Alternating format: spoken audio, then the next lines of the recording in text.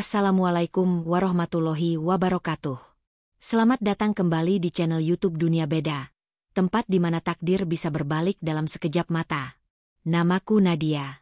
Aku tidak pernah menyangka, gaun pengantin putih yang seharusnya menjadi lambang kebahagiaan kakakku, justru menjadi kain kafan bagi semua mimpiku.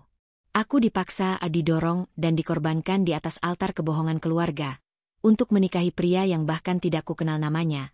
Pria yang mereka bilang hanyalah seorang kuli bangunan miskin. Bagaimana bisa hidupku yang sempurna hancur berkeping-keping hanya dalam satu malam? Dan siapa sebenarnya pria misterius yang kini menjadi suamiku? Namun sebelumnya bagi yang beragama Islam saya sarankan untuk menuliskan sholawat Nabi Muhammad agar kelak sholawat ini menjadi saksi untuk mendapat syafaat di akhirat. Like dan subscribe ke channel ini sangat membantu menambah wawasan dan membantu kami membuat cerita baru yang menghibur.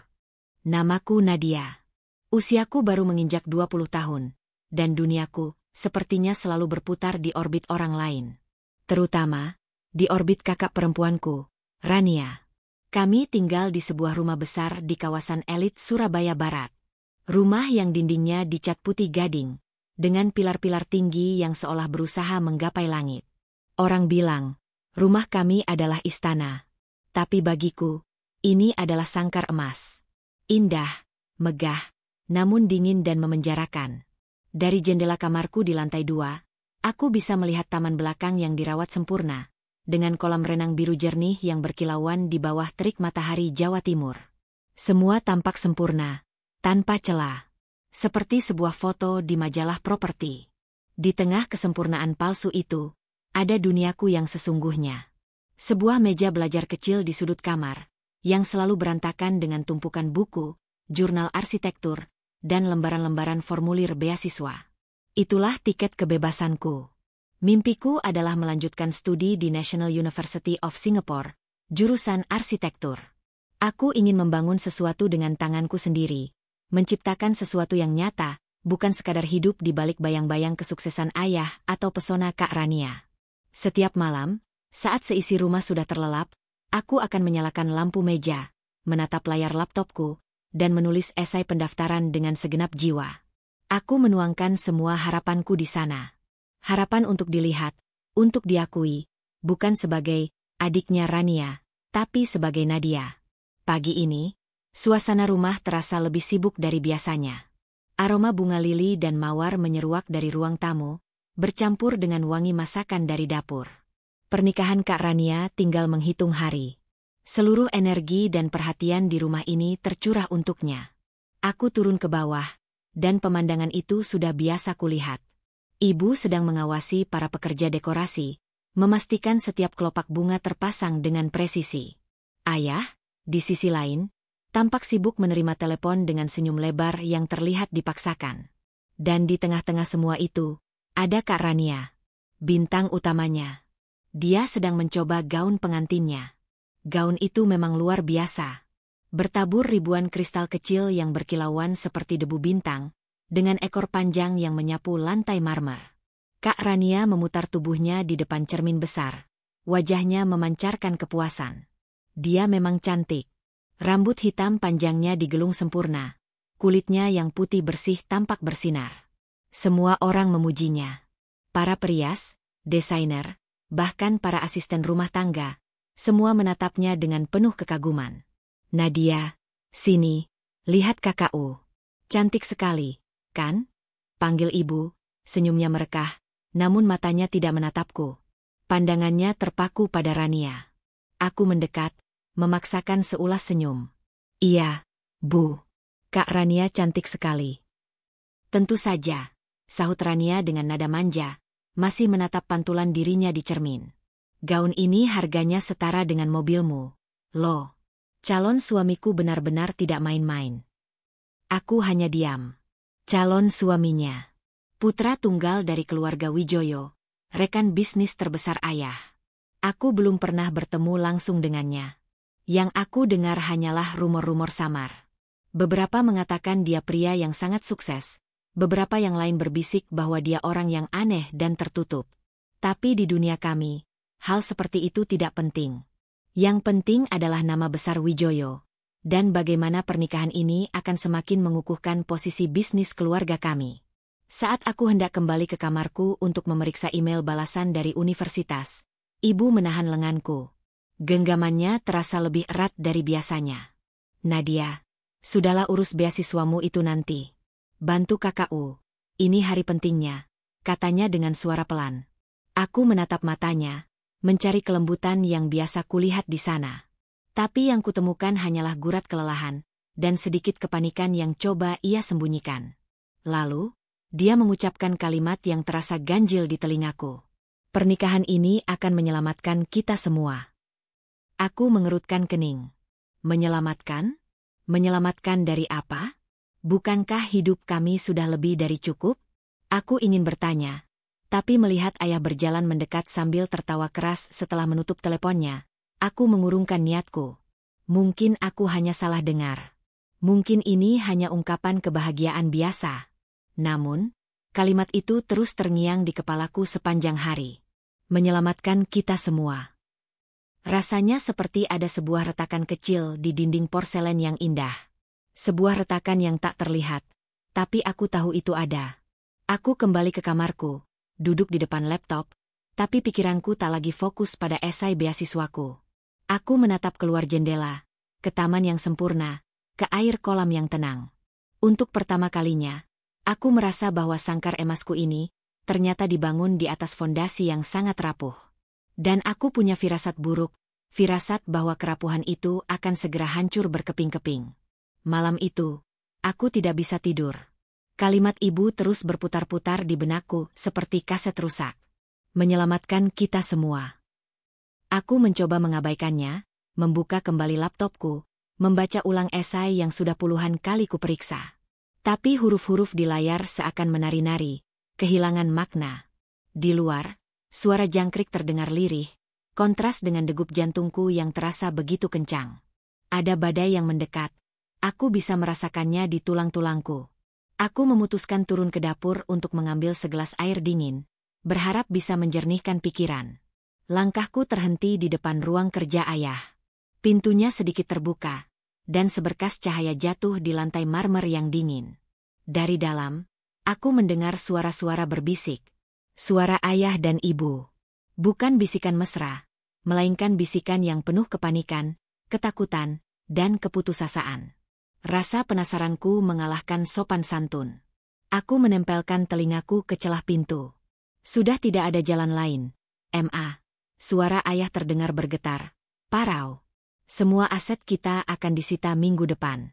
Rumah ini, mobil, perusahaan, semuanya akan hilang. Kita akan jadi gelandangan. Pernikahan Rania dengan putra Pak Wijoyo adalah satu-satunya napas buatan untuk kita.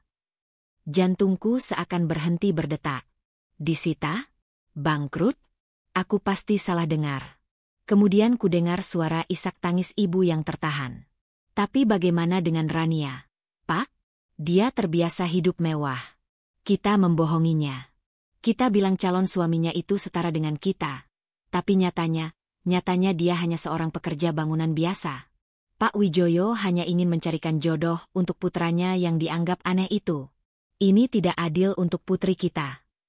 Duniaku runtuh saat itu juga. Lututku lemas. Aku berpegangan pada dinding agar tidak jatuh. Jadi, ini kebenarannya. Kemewahan ini hanyalah ilusi. Pernikahan megah ini hanyalah sebuah transaksi putus asa. Dan kakakku yang cantik, dijual untuk menikahi seorang kuli bangunan demi menyelamatkan kami semua. Rasa kasihan yang luar biasa pada Kak Rania menyergap hatiku, mengalahkan rasa iri yang selama ini kupendam. Betapa berat beban yang harus ia tanggung. Aku kembali ke kamar dengan langkah gontai, air mataku mengalir tanpa suara. Malam itu, sangkar emasku benar-benar hancur, menampakkan realita pahit yang tersembunyi di baliknya. Keesokan paginya, hari pernikahan tiba. Rumah sudah riuh sejak subuh. Para perias dengan kotak-kotak besar mereka, para pelayan yang berlalu lalang membawa nampan, dan alunan musik gamelan lembut yang diputar untuk menciptakan suasana. Tapi bagiku, semua itu terdengar seperti musik pengiring sebuah tragedi. Aku tahu rahasianya. Setiap senyuman, setiap tawa, Setiap ucapan selamat terasa seperti duri yang menusuk kulitku. Aku melihat ayah dan ibu, wajah mereka pucat di balik riasan dan senyum palsu. Kami semua adalah aktor di panggung sandiwara ini. Nadia, tolong panggil kakakku. Periasnya sudah menunggu dari tadi, kata ibu, suaranya terdengar tegang. Aku mengangguk dan berjalan menuju kamar Kak Rania. Kamarnya adalah yang termewah di rumah ini, dengan balkon pribadi yang menghadap ke taman. Aku mengetuk pintunya. Kak Rania? Sudah ditunggu. Tidak ada jawaban. Aku mengetuk lagi, lebih keras. Kak. Hening. Perasaan tidak enak mulai menjalari punggungku. Aku mencoba memutar kenop pintu. Tidak dikunci. Aku mendorongnya pelan. Kamar itu kosong. Rapi, terlalu rapi. Ranjang berseprai sutranya yang mahal tampak tidak tersentuh. Gaun pengantin yang megah tergantung sunyi di dalam lemari kaca. Terlihat seperti hantu putih yang menunggu tuannya. Dan di atas bantal, tergeletak secari kertas surat berwarna merah muda. Aku membeku. Tepat saat itu, ibu masuk ke kamar di belakangku. Wajahnya penuh tanda tanya. Mana Rania? Tanyanya. Pandangannya kemudian jatuh pada surat itu. Dengan tangan gemetar, ibu berjalan mendekat dan mengambilnya. Aku melihat wajah ibu berubah. Dari cemas, menjadi tidak percaya, lalu pucat pasi seperti mayat. Tangannya yang memegang surat itu bergetar hebat. Kertas itu jatuh dari genggamannya, melayang pelan dan mendarat di atas karpet berbulu. Tanpa suara, mulut ibu terbuka seolah ingin menjerit, tapi tidak ada satu kata pun yang keluar. Kakinya lemas, dan ia jatuh terduduk di tepi ranjang. Dengan jantung berdebar kencang, aku memungut surat itu. Tulisan tangan Kak Rania yang indah dan meliuk-liuk, kini terlihat seperti goresan pisau. Ayah, ibu, maafkan aku. Aku tidak bisa.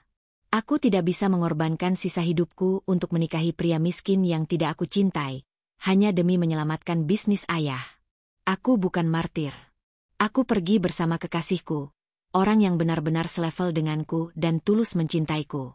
Jangan cari aku. Selamat tinggal. Napas ayah tersengal di ambang pintu. Dia pasti mendengar semuanya. Aku melihatnya memegangi dadanya.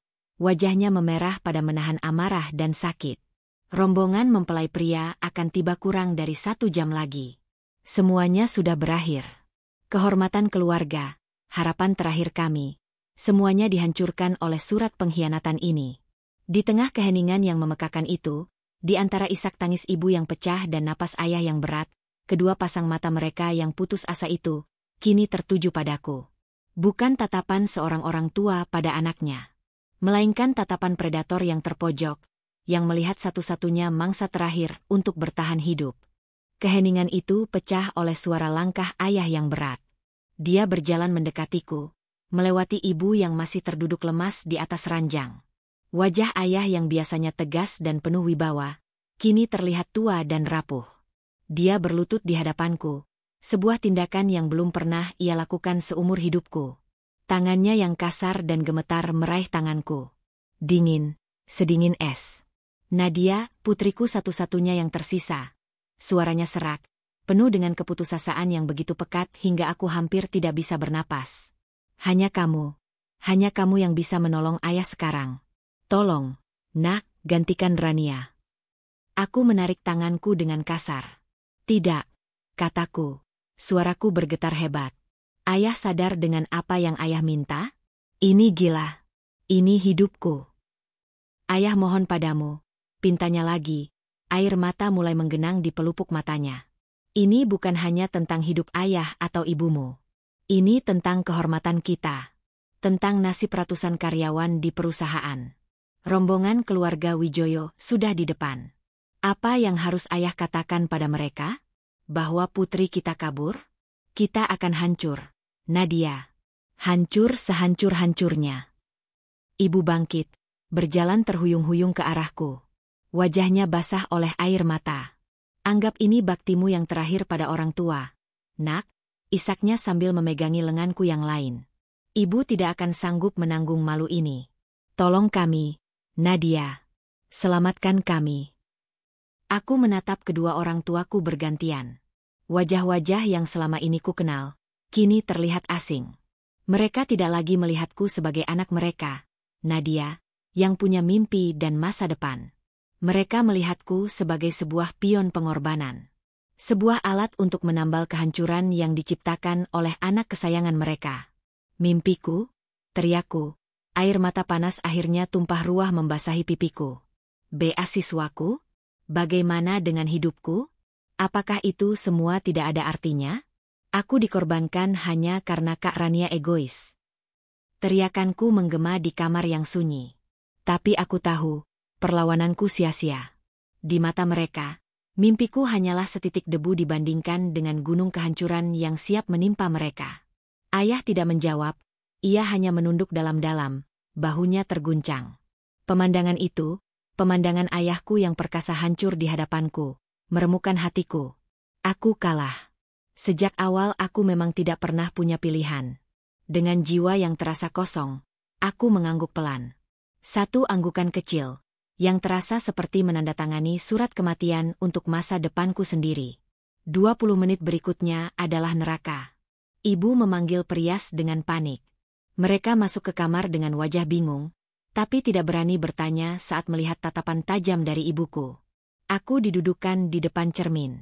Aku tidak melawan. Aku hanya diam seperti boneka rusak, membiarkan tangan-tangan asing itu bekerja di wajahku. Aku bisa merasakan dinginnya kuas saat mereka mengoleskan alas bedak, mencoba menutupi jejak air mataku. Setiap sapuan lipstik terasa seperti menyegel mulutku agar tidak bisa berteriak lagi. Mereka memakaikanku mahkota siger Sunda yang berat di kepalaku, perhiasan yang terasa seperti belenggu. Puncak dari penyiksaan ini adalah ketika mereka memaksaku masuk ke dalam gaun pengantin milik Rania. Gaun itu terasa dingin di kulitku. Sedikit terlalu longgar di bagian dada, dan terlalu sempit di pinggang. Rasanya salah. Ini bukan gaun pengantinku. Ini adalah kostum untuk sebuah peran tragis yang tidak pernah kuminta. Aku menatap pantulanku di cermin. Yang kulihat bukanlah Nadia. Yang kulihat adalah seorang gadis asing dengan mata kosong dan senyum yang dipaksakan oleh pulasan lipstik. Waktu berjalan tanpa ampun. Seseorang memasangkan cadar pengantin tipis di wajahku, menutupi sebagian besar identitasku. Lalu, ibu dan seorang bibi memapahku keluar dari kamar. Setiap langkah menuju ruang utama tempat akad nikah dilangsungkan, terasa seperti berjalan di atas paku.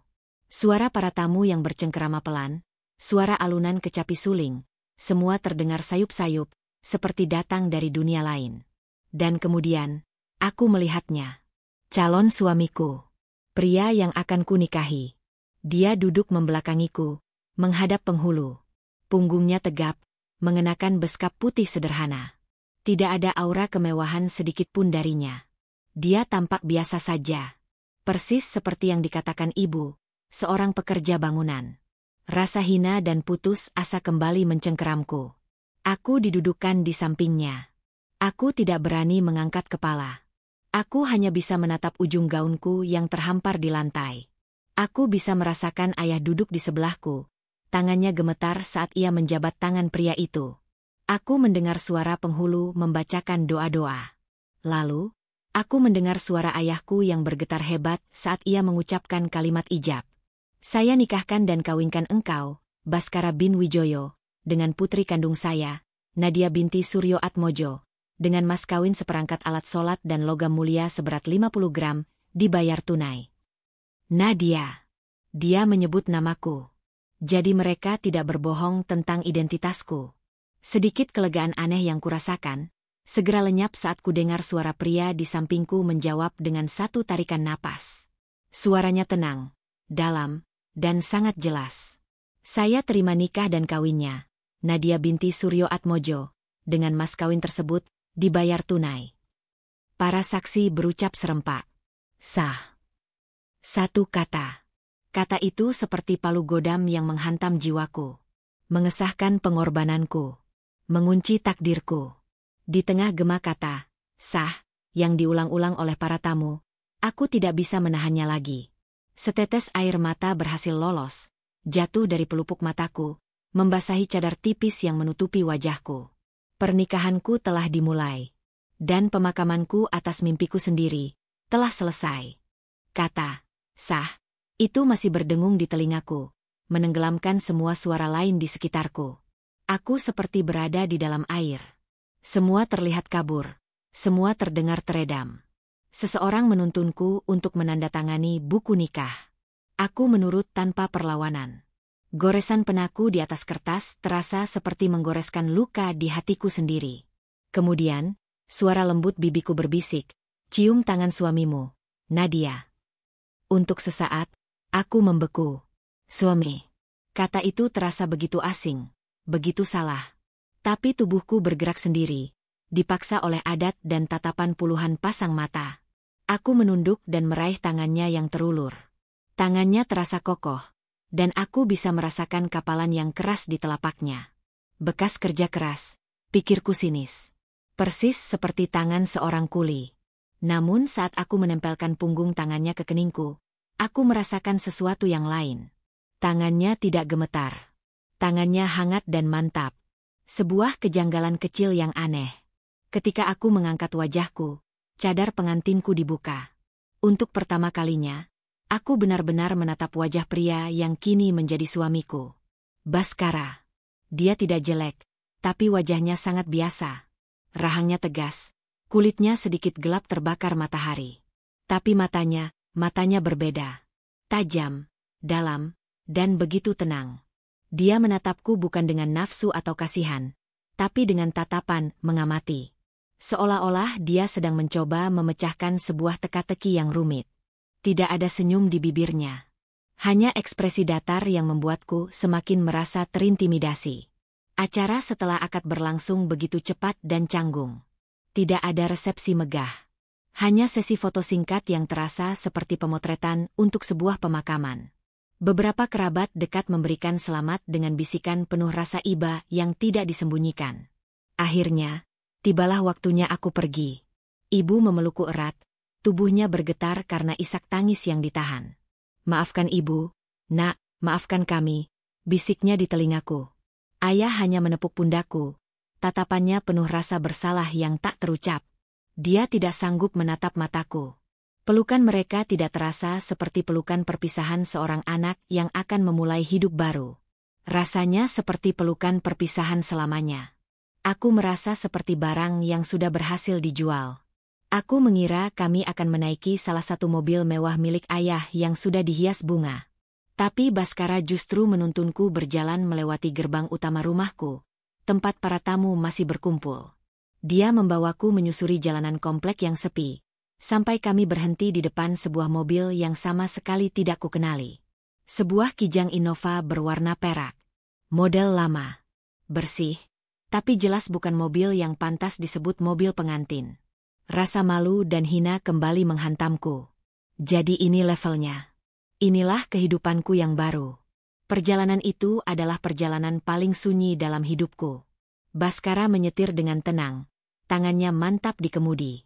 Dia tidak menyalakan radio, tidak mencoba memulai percakapan. Dia hanya fokus pada jalanan di depan. Aku duduk kaku di sampingnya, membuang muka ke arah jendela. Aku melihat rumah-rumah mewah di komplekku perlahan menghilang, digantikan oleh jalan raya Surabaya yang padat. Kemudian, mobil berbelok, masuk ke jalanan yang lebih kecil, lalu lebih kecil lagi. Pemandangan berganti. Gedung-gedung tinggi berubah menjadi ruko-ruko, lalu menjadi rumah-rumah penduduk yang lebih sederhana. Ini adalah bagian kota yang jarang sekali kukunjungi. Semakin jauh kami melaju, semakin jauh pula aku merasa meninggalkan kehidupanku yang dulu. Setiap kilometer terasa seperti sebuah paku yang ditancapkan di peti mati mimpiku. Setelah hampir 1 jam perjalanan yang terasa seperti selamanya, mobil akhirnya melambat. Kami masuk ke sebuah komplek perumahan yang tenang dan asri. Rumahnya tidak berdempetan, tapi ukurannya seragam. Jauh lebih kecil dari rumahku, bahkan lebih kecil dari pos satpam di gerbang komplekku. Mobil akhirnya berhenti di depan salah satu rumah itu. Rumah bernomor 27. Desainnya minimalis, dengan cat berwarna krem dan pagar hitam rendah. Ada sebuah pohon mangga kecil di halaman depannya. Rumah yang normal. Rumah yang biasa saja. Dan justru karena terlalu biasa itulah, Hatiku terasa sakit. Baskara mematikan mesin mobil. Keheningan di antara kami terasa begitu pekat. Dia tidak langsung bergerak. Dia hanya diam menatap lurus ke depan selama beberapa detik, seolah sedang mengumpulkan kekuatan. Lalu, dia menoleh padaku. Tatapan matanya yang tajam itu melembut untuk sesaat. "Kita sudah sampai," katanya dengan suara dalamnya yang tenang. Dia keluar dari mobil, lalu berjalan memutar untuk membukakan pintu untukku, sebuah gestur sopan yang tidak kuduga. Aku turun dengan gaun pengantinku yang terasa konyol di tempat ini. Kami berdiri di depan pagar rendah itu. Dia menatapku, lalu menatap rumah di hadapan kami. Dia menarik napas panjang. "Ini rumah kita, untuk sementara," ucapnya pelan, kata-katanya tertata rapi. "Aku tahu ini bukan yang kamu harapkan. Aku juga tahu semua yang terjadi hari ini tidak adil untukmu." Dia berhenti sejenak, lalu menatap lurus ke mataku. "Maafkan aku atas semua ini." Aku terpaku. "Maaf?" Seorang kuli bangunan kasar yang baru saja mendapat istri cantik dari keluarga kaya karena keberuntungan, seharusnya bersikap sombong atau canggung. Bukan meminta maaf dengan tulus dan dengan tatapan mata yang begitu sadar. Permintaan maafnya tidak membuat penderitaanku berkurang. Tapi itu membuat sebuah pertanyaan baru muncul di benakku yang sudah kacau. Siapa sebenarnya pria ini? Permintaan maafnya menggantung di udara, membuatku bingung harus bereaksi seperti apa. Aku hanya diam, tidak sanggup mengucapkan sepatah kata pun. Baskara sepertinya mengerti. Dia tidak mendesakku.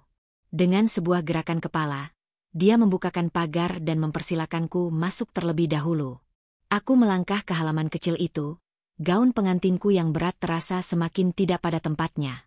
Dia membuka pintu utama. "Silakan masuk." Aku melangkah masuk ke dalam rumah. Aroma cat baru dan kayu yang bersih menyambutku. Bagian dalamnya, seperti yang terlihat dari luar, sangat sederhana. Ruang tamu kecil yang menyatu dengan dapur mungil. Sebuah sofa abu-abu, meja kopi kecil, dan sebuah rak buku dari kayu jati di sudut ruangan. Semuanya ditata dengan rapi dan efisien. Tidak ada hiasan yang tidak perlu, tidak ada perabotan mewah. Tapi semuanya bersih. Sangat bersih. Lantai keramiknya berkilat, dan tidak ada setitik debu pun yang kulihat. Ini aneh. Ini bukan sarang bujangan yang berantakan seperti yang kubayangkan. Baskara masuk di belakangku dan menutup pintu. Suara klik kunci pintu terdengar seperti segel terakhir yang mengurungku di kehidupan baru ini. "Ada 2 kamar," katanya, memecah keheningan yang canggung. "Yang ini, yang lebih besar, untukmu." Dia menunjuk sebuah pintu di sebelah kanan. "Anggap saja rumah sendiri. Letakkan barang-barangmu di sana." "Maaf, aku belum sempat menyiapkan banyak hal." Dia kemudian menunjuk pintu lain yang lebih kecil di dekat dapur. "Aku akan tidur di kamar sebelah. Jangan khawatir, aku tidak akan mengganggumu." Aku menatapnya, terperangah. Dia memberikanku kamar utama? Dan dia akan tidur di kamar lain? Aku sudah mempersiapkan diriku untuk hal terburuk malam ini. Aku sudah pasrah akan nasibku sebagai seorang istri yang dipaksa. Tapi sikapnya, tindakannya, sama sekali di luar dugaanku. Dia memberiku ruang. Dia memberiku rasa hormat yang bahkan tidak kudapatkan dari keluargaku sendiri hari ini. Secercah rasa lega yang aneh dan tidak kuinginkan menyusup ke dalam hatiku, sebelum dengan cepat kutepis. "Jangan tertipu, Nadia," bisik hatiku. "Ini mungkin hanya siasat." Tanpa berkata apa-apa, aku masuk ke kamar yang ditunjukkannya. Isinya hanya ada sebuah ranjang dengan sprei putih bersih, lemari kayu 2 pintu, dan sebuah meja kecil. Aku duduk di tepi ranjang, masih mengenakan gaun pengantinku yang terasa kotor oleh air mata dan keputusasaan. Aku tidak melakukan apa-apa. Aku hanya duduk diam, menatap dinding kosong, sementara di luar aku bisa mendengar suara air dari kamar mandi, lalu suara langkah kaki yang menjauh. Malam itu, aku tidur dalam kegelisahan, meringkuk di atas ranjang yang terasa asing, masih tidak percaya dengan apa yang telah menimpa hidupku. Hari-hari berikutnya berlalu dalam kabut kesunyian. Aku hampir tidak pernah keluar kamar. Aku menolak untuk makan. Aku hanya minum air putih saat tenggorokanku terasa kering. Aku ingin menghukum mereka semua dengan menghukum diriku sendiri. Baskara tidak pernah memaksaku. Setiap pagi sebelum fajar, aku akan mendengarnya bangun. Suara air, lalu aroma kopi yang samar. Dia tidak pernah mengetuk pintuku. Dia hanya akan meletakkan sepiring nasi dengan lauk sederhana dan segelas air di atas meja kecil di depan kamarku. Lalu aku akan mendengar suara motor bututnya dinyalakan, dan dia pun pergi. Dia pulang larut malam, terkadang aku sudah tertidur, terkadang aku masih terjaga menatap langit-langit. Aku akan mendengar dia mandi, lalu suara televisi yang pelan, sebelum akhirnya rumah menjadi sunyi senyap. Rasa bosan dan lapar yang tak tertahankan akhirnya memaksaku keluar dari pertapaanku. Di hari keempat, aku memberanikan diri keluar kamar saat Baskara sudah pergi bekerja. Aku memakan makanan yang disiapkannya. Nasi dan tumis kangkung. Sederhana, tapi rasanya tidak buruk. Setelah itu, didorong oleh rasa penasaran yang mengalahkan rasa sakit hatiku, aku mulai mengamati seisi rumah. Semuanya teratur. Pakaian kerjanya yang kotor selalu diletakkan di keranjang cucian, tidak dilempar sembarangan. Piring dan gelasnya selalu bersih di rak piring. Bahkan handuknya di kamar mandi tergantung dengan lurus. Kebiasaan-kebiasaan ini sangat kontras dengan citra seorang kuli bangunan yang ada di kepalaku. Lalu, mataku tertuju pada rak buku di sudut ruang tamu. Aku mendekat dengan ragu. Aku mengira akan menemukan majalah bola atau tabloid gosip. Tapi yang kutemukan membuat jantungku berdebar lebih kencang. Buku-buku tebal dengan judul yang rumit. Dasar-dasar teknik struktural. Manajemen proyek konstruksi modern. Arsitektur urban berkelanjutan. Bahkan ada beberapa buku novel berbahasa Inggris. Aku mengambil salah satu buku tentang arsitektur. Membukanya secara acak. Di pinggiran halamannya, ada catatan-catatan kecil yang ditulis dengan tulisan tangan yang rapi dan teknis. Ada sketsa-sketsa kecil, perhitungan matematis, dan komentar kritis tentang desain yang dibahas di buku itu. Ini bukan tulisan tangan orang sembarangan. Ini adalah tulisan tangan seorang profesional. Seorang insinyur, atau arsitek. Kepalaku pening. Siapa pria ini? Mengapa seorang kuli bangunan membaca buku-buku seperti ini? Apakah dia sedang kuliah? Tapi dia bekerja dari pagi sampai malam. Malam itu, aku duduk di sofa, pura-pura tertidur saat dia pulang. Aku mengintip dari balik bulu mataku. Dia masuk, terlihat lelah. Dia meletakkan tasnya, dan sebuah ponsel terjatuh dari sakunya. Dia tidak menyadarinya dan langsung berjalan ke kamar mandi. Aku menunggu beberapa saat, memastikan dia tidak akan kembali. Dengan jantung berdebar, aku mendekati ponsel yang tergeletak di lantai itu. Ponselnya model lama, layarnya sedikit retak. Tapi saat aku memungutnya, layarnya tiba-tiba menyala, menampilkan sebuah notifikasi pesan. Aku tidak berniat membacanya. Tapi nama pengirimnya terpampang begitu jelas di layar kunci. Nama yang membuat darahku serasa membeku. Pengirim, Pak Wijoyo. Nama itu, Pak Wijoyo. Nama yang menjadi sumber dari semua kehancuran dalam hidupku. Nama yang sama yang diucapkan ayah dengan nada penuh harap sekaligus putus asa. Mengapa nama itu muncul di ponsel seorang kuli bangunan? Jantungku berdebar begitu kencang. Rasanya seperti mau meledak. Pikiranku berputar, mencoba mencari koneksi yang masuk akal. Apakah dia mata-mata Pak Wijoyo? Apakah dia ditugaskan untuk mengawasiku? Apakah? Suara pintu kamar mandi yang terbuka membuyarkan lamunanku. Dengan panik, aku meletakkan kembali ponsel itu di lantai, persis di posisi semula.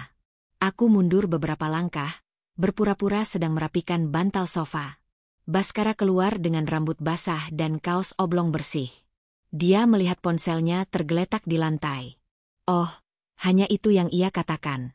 Dia memungut ponselnya, melihat layarnya sekilas, lalu memasukkannya ke dalam saku tanpa komentar apapun. Dia tidak curiga sama sekali. Tapi aku tahu apa yang kulihat. Dan mulai malam itu, aku bukan lagi hanya seorang korban yang pasrah. Aku adalah seorang pengamat yang waspada. Aku yakin ada sesuatu yang jauh lebih besar di balik semua ini, dan aku akan mencari tahu apa itu. Beberapa hari berikutnya, aku mulai memperhatikan lebih detail. Aku melihat merek di kerah bajunya saat menjemur pakaian. Bukan merek murahan. Aku melihat jam tangan yang ia letakkan di meja sebelum mandi. Terlihat sederhana, tapi aku tahu itu adalah merek jam tangan Swiss yang harganya bisa membeli motor butut yang ia kendarai. Setiap potongan bukti ini adalah kepingan puzzle yang aneh. Seorang kuli bangunan dengan jam tangan mahal dan buku arsitektur. Seorang pria miskin yang mendapat pesan langsung dari seorang konglomerat. Tidak ada yang masuk akal. Puncaknya terjadi di hari Sabtu sore.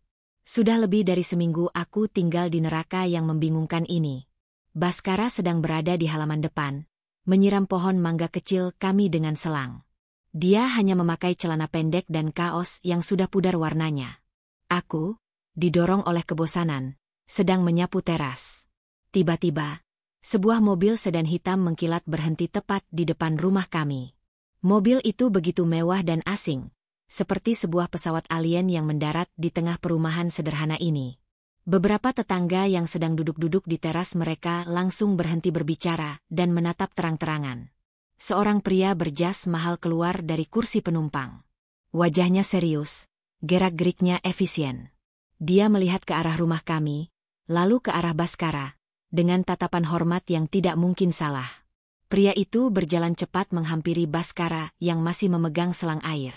"Permisi, Pak Baskara," kata pria berjas itu. Suaranya terdengar jelas sampai ke tempatku berdiri. "Maaf mengganggu waktu istirahat Bapak. Pak Wijoyo meminta saya menjemput Bapak sekarang juga. Ada masalah darurat di proyek reklamasi Pantai Utara, dan para investor dari Jepang ingin bertemu Bapak langsung besok pagi untuk peninjauan." Aku membeku. Sapu yang kupegang jatuh dari tanganku, menimbulkan suara berdebam yang keras di lantai keramik. "Pak Baskara. Proyek reklamasi. Investor dari Jepang." Kata-kata itu berputar di kepalaku seperti badai. Itu adalah kata-kata dari duniaku yang dulu, dunia ayahku, dunia bisnis tingkat tinggi. Bukan dunia seorang kuli. Baskara tampak tenang, tapi aku bisa melihat sedikit kekesalan di matanya. Dia sepertinya tidak terkejut dengan kedatangan pria itu, tapi terganggu karena kehadirannya di sini. Dia menoleh dan melihatku. Melihat wajahku yang pucat pasi dan penuh ketidakpercayaan. Dia tahu, aku sudah mendengar semuanya. Permainan ini sudah berakhir.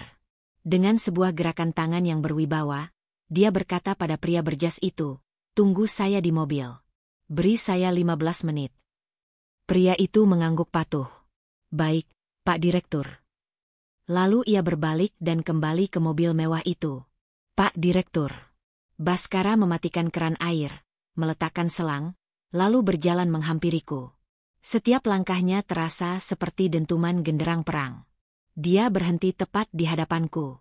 Wajahnya yang biasa-biasa saja, kini terlihat sangat berbeda. Topeng kesederhanaannya telah jatuh. Yang berdiri di hadapanku sekarang adalah seorang pria asing yang penuh kuasa. Aku yang pertama kali memecah keheningan. Suaraku bergetar, nyaris tidak terdengar. "Siapa kamu sebenarnya?" Dia menatapku lama. Tatapan matanya yang tajam seolah menembus jiwaku. Ada rasa bersalah di sana, tapi juga kelegaan. "Sebaiknya kita bicara di dalam," katanya pelan. Kami duduk berhadapan di sofa abu-abu yang canggung. Dia menarik napas panjang. "Namaku Baskara Wijoyo," mulainya. "Pak Wijoyo adalah ayahku." Jantungku terasa diremas. "Aku bukan kuli bangunan, Nadia. Aku seorang arsitek, sekaligus penanggung jawab utama untuk semua proyek besar di perusahaan kami." Lanjutnya, setiap kata keluar dengan berat. "Sandiwara ini, menjadi kuli miskin, semua ini adalah ide ayah. Dia trauma. Dulu, pertunanganku gagal karena wanita itu hanya mengincar harta kami. Jadi ayah membuat tes gila ini untuk calon istriku selanjutnya. Untuk kakakku, Rania." Napasku tercekat di tenggorokan. Aku menentang keras ide ini. Rasanya salah dan merendahkan. Tapi ayah terus memaksa. Dan aku menghormatinya. Dia berhenti sejenak, menatap matanya sendiri di permukaan meja. "Di hari pernikahan, saat aku diberitahu bahwa Rania kabur dan kamu yang akan menggantikannya, aku seharusnya menghentikan semuanya. Tapi aku tidak melakukannya. Sebagian dari diriku merasa sangat bersalah. Tapi sebagian lagi, aku penasaran. Aku kagum dengan cerita seorang gadis yang rela mengorbankan segalanya demi keluarganya. Jadi aku membiarkannya terjadi. Semua kepingan puzzle kini menyatu, membentuk sebuah gambar yang mengerikan. Aku tidak dijual pada seorang kuli miskin. Aku dijual pada seorang pangeran yang sedang menyamar. Keluargaku, keluarganya, mereka semua tahu. Mereka semua berdusta.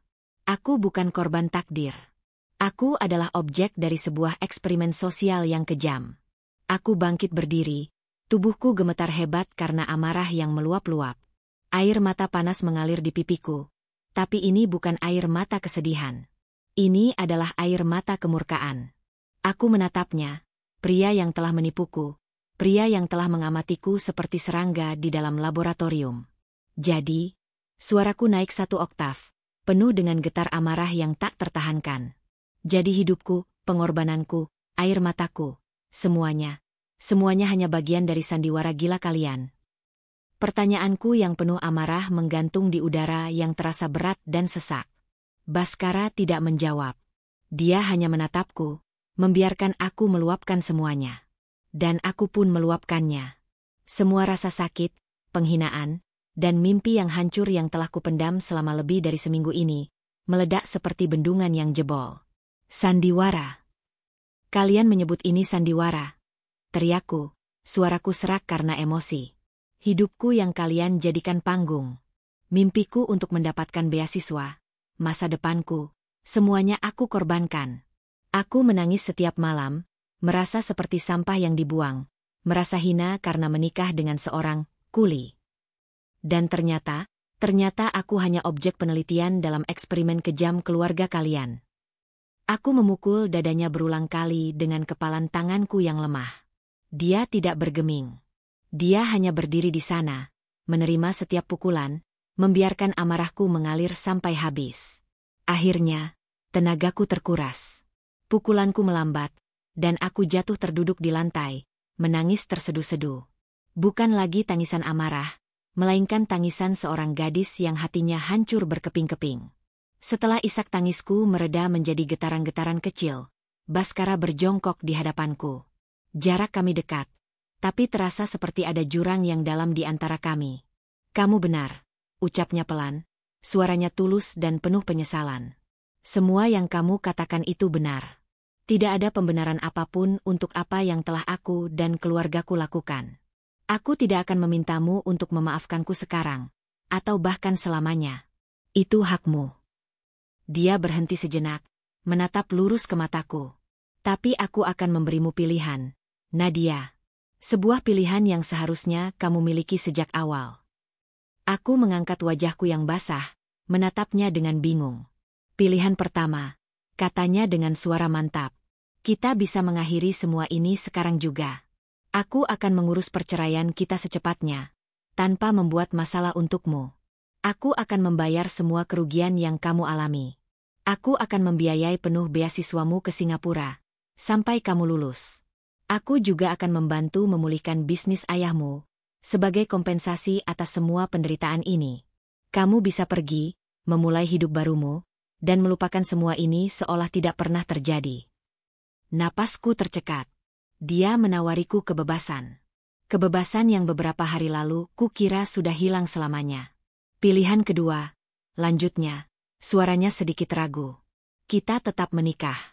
Kita lupakan semua kebohongan ini. Kita mulai dari nol. Sebagai 2 orang asing, Baskara dan Nadia. Kita mencoba untuk saling mengenal dengan jujur, dan melihat kemana takdir akan membawa pernikahan ini. Aku tidak akan menjanjikan cinta, tapi aku berjanji akan memberimu rasa hormat, kejujuran, dan kesetiaan. Dia mengulurkan tangannya. Pilihan ada di tanganmu. Tanpa paksaan sedikitpun. Aku menatap tangannya yang terulur. Pikiranku kacau. Pergi dan meraih mimpiku, atau bertahan dan menghadapi ketidakpastian ini? Tepat saat aku dilanda dilema terbesar dalam hidupku, terdengar suara ketukan panik di pintu depan. Disusul oleh suara mobil yang berhenti dengan tergesa-gesa. Baskara bangkit dan membuka pintu. Di sana, Berdiri kedua orang tuaku dengan wajah pucat. Dan di belakang mereka, ada Kak Rania. Penampilannya kacau. Riasannya luntur, rambutnya sedikit berantakan, dan gaun mewahnya terlihat kusam. Wajahnya yang biasa angkuh, kini dipenuhi penyesalan. Dia pasti sudah ditinggalkan oleh kekasihnya. Mata Rania langsung tertuju pada mobil mewah yang terparkir di depan rumah. Lalu dia menatap Baskara, dari atas ke bawah. Ayahku dengan cepat berbisik menjelaskan situasi yang sebenarnya. Aku melihat ekspresi di wajah kakakku berubah. Dari penyesalan, menjadi keterkejutan, lalu menjadi rasa iri yang begitu pekat dan busuk. Seharusnya itu aku, desisnya, menunjuk ke arahku. Aku pengantin yang sebenarnya. Kamu, Nadia, kamu hanya pengganti. Tempat ini, pria ini, semua ini seharusnya milikku. Mendengar kata-kata itu, melihat keserakahan di mata kakaknya yang bahkan tidak peduli dengan penderitaanku, sesuatu di dalam diriku berubah. Selama ini aku hidup sebagai bayangannya, sebagai penggantinya. Tapi tidak lagi. Aku bangkit berdiri, berjalan melewatinya dan menatap Rania tepat di matanya. Untuk pertama kalinya, aku tidak merasa lebih rendah darinya. Kamu benar, Kak. Kataku dengan suara yang anehnya terdengar sangat tenang dan kuat. Aku memang pengganti. Aku menggantikanmu di atas altar, saat kamu lari mengejar keegoisanmu. Tapi sekarang, ini bukan lagi tentang menggantikan siapapun. Aku menoleh pada orang tuaku. Ayah, ibu, aku tahu kalian terpaksa. Aku memaafkan kalian. Tapi aku bukan lagi pion yang bisa kalian korbankan. Akhirnya, aku menatap Baskara. Pria yang telah menipuku, tapi juga satu-satunya orang yang memberiku pilihan. Aku melihat penyesalan tulus di matanya. Aku melihat harapan yang rapuh di sana. Aku menarik napas dalam-dalam. Aku sudah membuat pilihanku, kataku pada semua orang yang ada di sana. Aku menatap lurus ke arah Baskara. Aku akan tetap di sini. Rania menjerit frustrasi. Ibu menutup mulutnya karena kaget. Ayah hanya bisa menatapku dengan pandangan yang sulit diartikan. Tolong tinggalkan kami sekarang, kataku pada keluargaku, bukan sebagai permintaan, tapi sebagai pernyataan. Setelah perdebatan singkat yang sia-sia, mereka akhirnya pergi, meninggalkan keheningan yang canggung di antara aku dan Baskara. Pria yang masih berstatus suamiku. Dia menatapku, matanya penuh dengan pertanyaan yang tak terucap. Aku tidak tahu apakah aku bisa memaafkanmu sepenuhnya, kataku jujur, memecah keheningan. Aku juga tidak tahu apakah pernikahan ini akan berhasil. Aku berhenti sejenak, menatap sekeliling rumah sederhana yang telah menjadi saksiku. Tapi, ini adalah pernikahanku sekarang. Dan aku ingin melihat, akan jadi seperti apa hidup yang aku pilih dengan tanganku sendiri. Dia tidak tersenyum. Tapi aku melihat secercah kelegaan di matanya. Dia hanya mengangguk pelan. Tidak ada lagi topeng. Tidak ada lagi sandiwara. Hanya ada kami berdua. Dua orang yang dipertemukan oleh kebohongan, berdiri di persimpangan takdir, siap untuk mengambil langkah pertama menuju awal yang baru. Sebuah awal yang mungkin tidak sempurna, tapi setidaknya, ini adalah awal yang nyata. Tamat.